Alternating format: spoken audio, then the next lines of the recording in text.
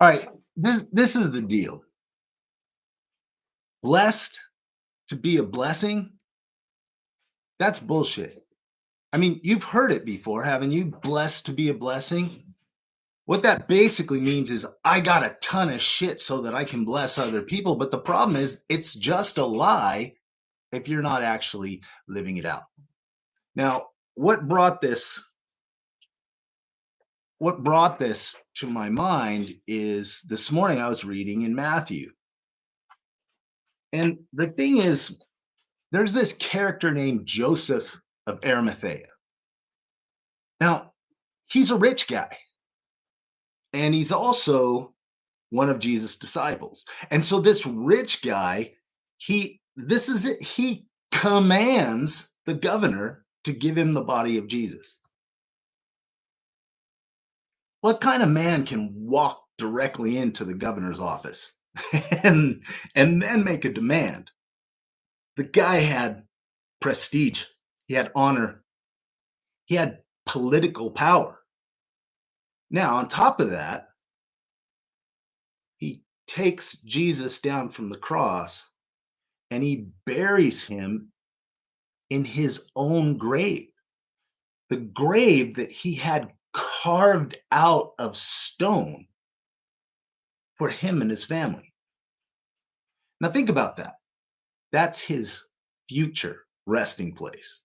He bought the property, he paid people to tear out the inside of rock so that he would have a place for him and his family to rest. First, he uses power, then he uses his own property, and then he spends a bunch of money on the linen and the expensive oils and the embalming stuff that they used. He is creating a place of honor for Jesus. So I read that and I just went, okay, I've read this a million times. What is this saying to me today? How is this applying to my life? And as I read it, I kind of realized that this, as all scripture, doesn't stand by itself. This is in Matthew 27, but in Matthew 25, we hear this parable of the sheep and the goats. And in that parable, Jesus says, whatever you do for the least of these, you do for me. Whatever you do for the least of me, whatever you do for the sick, whatever you do for the marginalized, whatever you do for those in prison, those needing health care, whatever you do for them, it's just like you did it for me. Now, here we have a situation where he illustrates a way in which that gets lived out. Now, in this case, it actually was Jesus. But Joseph is a rich man. He's a powerful man. He's a man with influence, and he's a man that believed. He believed in Jesus. He believed in the message of Jesus. And so this poor itinerant preacher who walked around Judea with his ragtag bunch of construction workers and tax collectors and fishermen, preaching the gospel of the kingdom, this rich, powerful guy heard him. And he uses his influence and his money to bring Jesus and give him a proper burial, a burial with honor, a burial with integrity. And it's right after Jesus says, whatever you do for the least of these, you've done it as if you did it to me. Joseph he's basically a picture of what someone with power and money and influence is supposed to act like. That's kind of what I'm seeing. I think I spent most of my life just kind of looking at money as something that was evil. I don't I don't think I don't think that anymore. What I think is money and wealth is a test. It's like you say you believe this, but do you really? So the The real challenge for me is, all right, Rev, what are you doing with what you have? What are you doing with you own? What are you doing with the money that comes in? And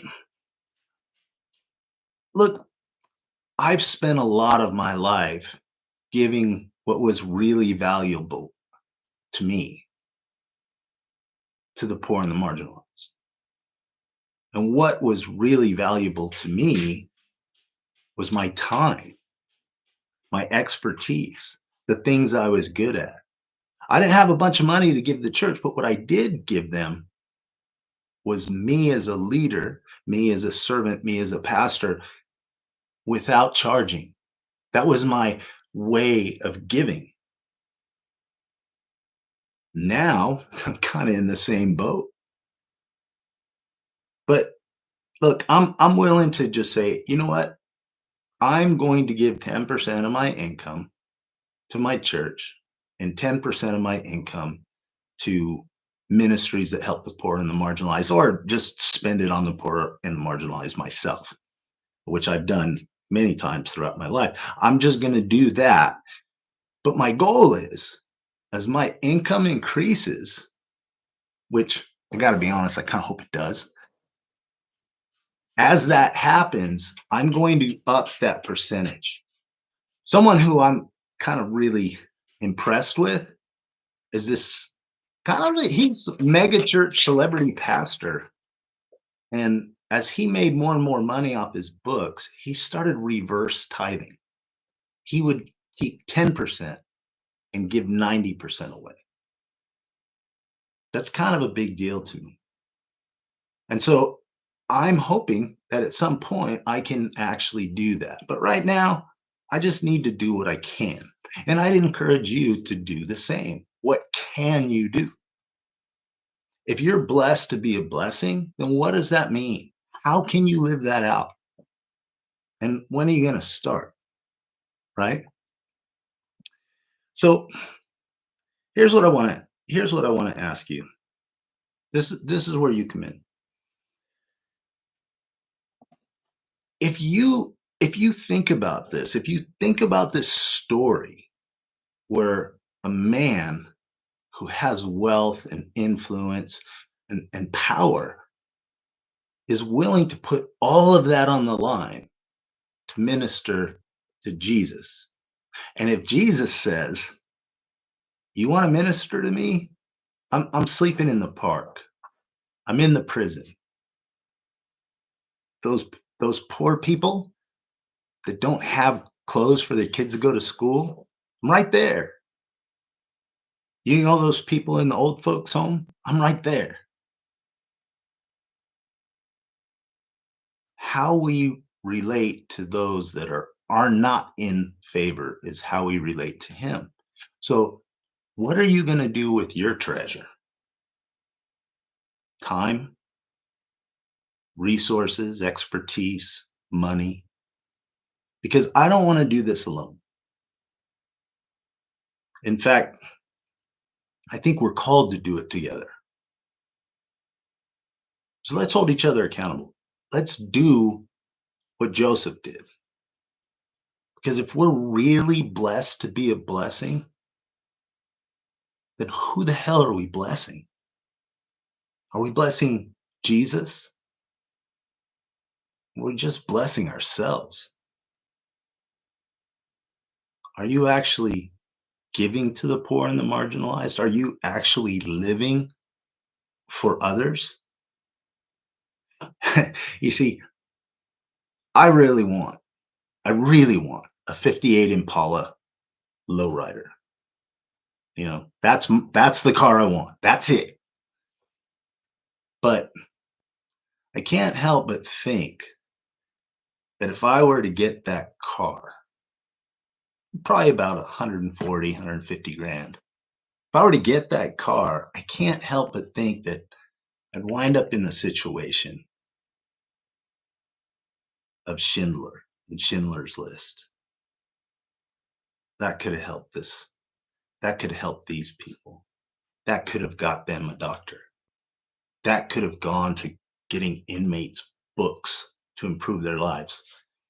You see, what we do with what God gives us is going to say more than any pithy sayings.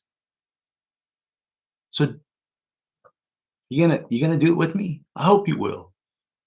And I also just, out of pure selfishness, I hope you'll share this with other people. I hope that you'll follow me. And if you want to figure out ways where you can be involved in the things that I'm doing, particularly this ministry to men that I'm